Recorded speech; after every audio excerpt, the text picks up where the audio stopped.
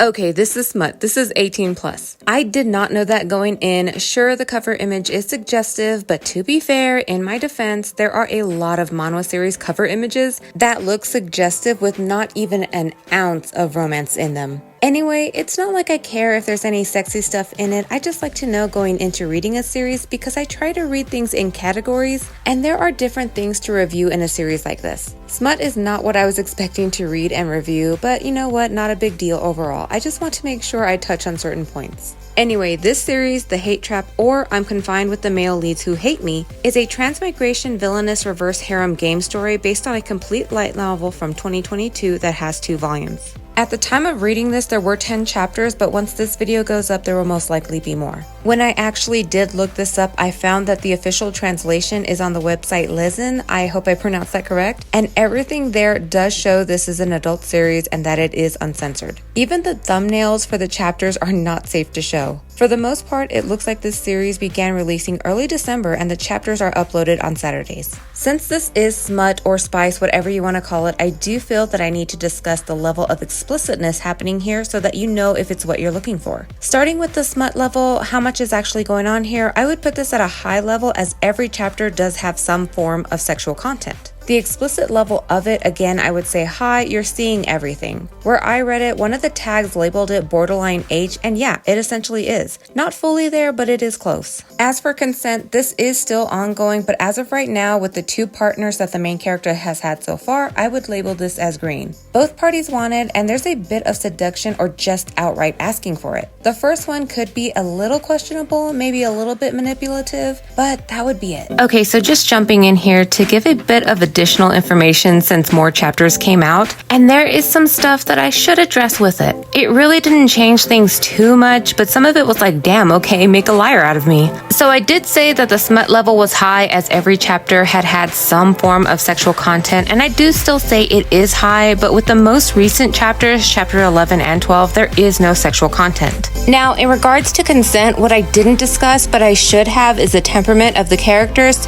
in particular, the main character's fiance, the Duke. He always has a weapon near him, and because he seems to be unstable, he does shove it in the main character's face. So he is threatening her, he's threatening her life, but he's not threatening her to commit sexual acts. That's basically the distinction there. What's more is that in the recent chapters, chapter 13 and 14, they do start intimacy again, and while the main character is for it, thinking, oh yeah, fun with a hot guy, this is great. Because the game system is sending her notifications of tasks, and she knows that the game will force her to move on or die, she's so worried about completing what she needs, it sometimes feels forced. I personally enjoy that there is more story and background being given, but just know there are chapters without sexual content if that's not something that you are looking for. Okay, done.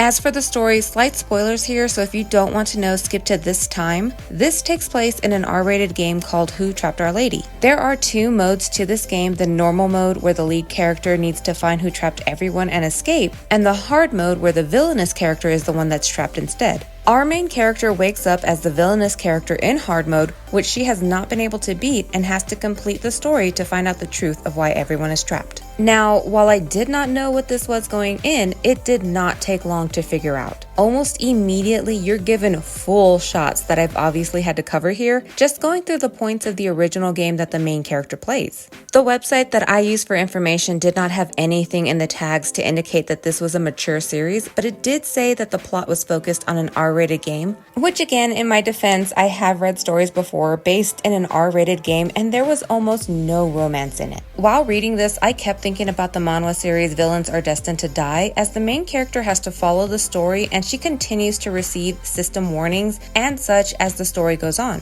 Of course, that was the only thing that was really similar. As for the story itself, it's alright. Obviously, the main focus is not really the story, but it's decent enough. I do think this story could stand on its own without the smut, but since some chapters are nothing but sexual content, that really is the whole point. Now, I did read spoilers for the end of the story, so I'm going to mention that now as it could be disappointing to some. If you don't want to be spoiled, you can skip now.